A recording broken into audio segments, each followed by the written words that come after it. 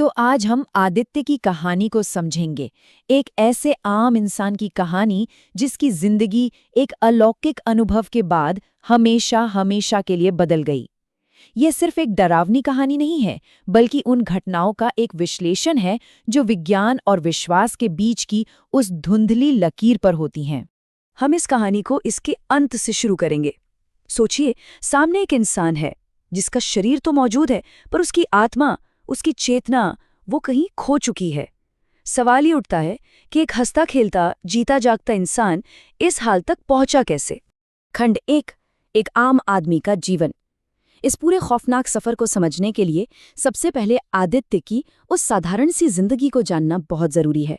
एक ऐसी जिंदगी जो बहुत जल्द बिखरने वाली थी। ये है आदित्य। दिन में एक सक्सेसफुल आईटी मैनेजर, घर पर एक बहुत प्यार करने वाला पति। लेकिन रातों में उसे अपनी मोटरसाइकिल पर अकेले सुनसान सड़कों पर घूमना बहुत पसंद था। यही उसका सुकून था, एक तरह का एस्केप। पर उसे क्या पता था कि यही सुकून उसकी सबसे बड़ी भूल बनने वाला है। तो चलिए बढ़ते हैं खंड 2 की तरफ। प्रेतवाधित हाईवे, एक खौफनाक सफर। एक रात सुकून की यही तलाश उसे एक ऐसे रास्ते पर ले गई जहां कुछ भयानक उसका इंतजार कर रहा था। यहां तक सब बिल्कुल नॉर्मल लगता है ना? आदित्य एक सुनसान सड़क पर रुकता है और मिठाई खाता है। पर लोक मान्यताओं के हिसाब से देखें तो शायद यही वो पल था जब अनजाने में ही उसने एक भटकती हुई आत्मा को न्योता दे दिया। अब जरा इस टाइमलाइन पर गौर कीजिए। ये दिखाती है कि डर कितनी तेजी से बढ़ा। रात 10:30 बजे उसे बस ऐसा लगा कि कोई पीछा कर रहा है। फिर 10:15 तक बाइक अचानक भारी लगने लगी और 11:15 तक एक अजीब सी, बिल्कुल अननेचुरल नींद उसे घेर चुकी थी। सिर्फ 45 मिनट के अंदर उसकी वो सुकून भरी राइड एक बुरे सपने में बदल गई थी। तो सवाल ये था, क्या ये सिर्फ देर रात की थकान थी या सच में कुछ और था? यही सवाल आदित्य के दिमाग में भी चल रहा था। वो इसे अपने मन का वहम मानकर लॉजिक से समझाने की कोशिश कर रहा था, लेकिन जो हो रहा था वो किसी भी लॉजिक से परे था। और अब ये अनुभव सिर्फ एहसास तक नहीं रहे। एक और रात उसे एक पुराना वीरान घर अपनी ओर खींचता है। वो वहां बेहोश हो जाता है और जब होश आता है तो उसके माथे पर राख लगी होती है। हकीकत और बुरे सपने के बीच की जो लकीर थी वो अब पूरी तरह मिट चुकी थी। खंड 3, घर में अजनबी, आदित्य का बदलाव। वो घर तो लौट आया, लेकिन इस बार वो अकेला नहीं लौटा था। उसके अंदर कुछ था जो बदल चुका था। शुरुआत हुई तेज बुखार से। डॉक्टर ने कहा कि ये सब मानसिक और शारीरिक थकान की वजह से है, एक लॉजिकल एक्सप्लेनेशन। लेकिन ये सिर्फ एक पर्दा था जिसके पीछे एक भयानक आध्यात्मिक संकट पनप रहा था, जो धीरे धीरे आदित्य पर कब्जा कर रहा था। ये बदलाव देखिए, कितना बड़ा और भयानक था। एक शांत, प्यार करने वाला इंसान अचानक चिड़चिड़ा, शक्की और गुस्सैल हो गया। जिस इंसान को उसका परिवार जानता था, उसे जैसे कोई धीरे धीरे मिटा रहा था। और फिर उसने अजीब अजीब मांगे करनी शुरू कर दी, जैसे घर में काली बिल्ली लानी है या देवी देवताओं के सामने नींबू काटना है। ये सब आदित्य के नेचर का हिस्सा बिल्कुल नहीं था। ये साफ था कि कोई बाहरी शक्ति उसे कंट्रोल कर रही थी। और फिर एक दिन आदित्य की ही आवाज में किसी और ने बोलना शुरू किया, मेरा बदला पूरा होगा।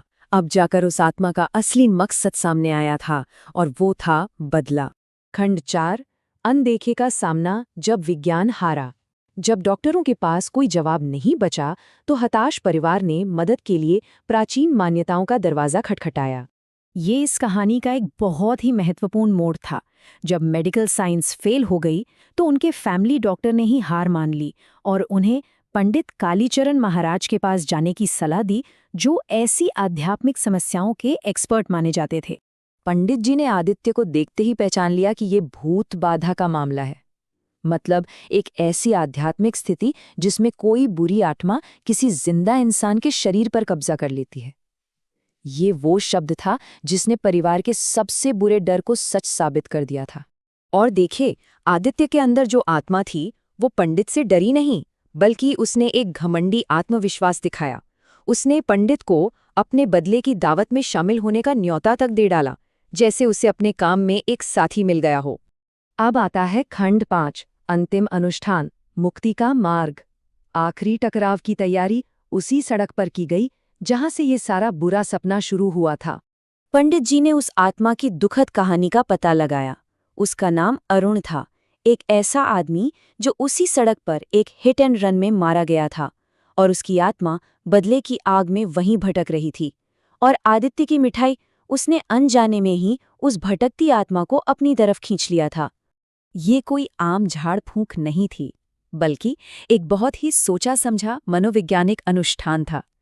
इसका मकसद आत्मा को नष्ट करना नहीं था, बल्कि उसे ये महसूस कराना था कि उसका अधूरा काम, उसका बदला अब पूरा हो गया है, ताकि उसे शांति मिले और वो मुक्त हो जाए। खंड 6, एक स्थायी छाया, जीत की कीमत। अनुष्ठान कामयाब रहा, आत्मा को मुक्ति भी मिल गई, लेकिन इस जीत की कीमत बहुत बहुत भारी थी। जैसे ही अरुण की आत्मा ने गुस्से में उस पुतले को जलाया, उसे लगा कि उसका बदला पूरा हो गया, और बस उसी पल इस दुनिया से उसका नाता टूट गया।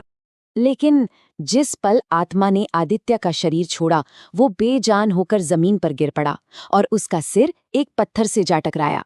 महीनों के मानसिक और आध्यात्मिक संघर्ष के बाद शायद यही शारीरिक चोट आखिरी झटका थी जिसे वो सह नहीं सका। और इस तरह हम वहीं आके खत्म करते हैं जहां से हमने शुरू किया था, एक परेशान करने वाले सवाल के साथ कि जब किसी की चेतना को उसके अपने ही शरीर से बाहर धकेल दिया जाता है तो पीछे क्या बचता है? सिर्फ एक शरीर या फिर एक जिंदा साया?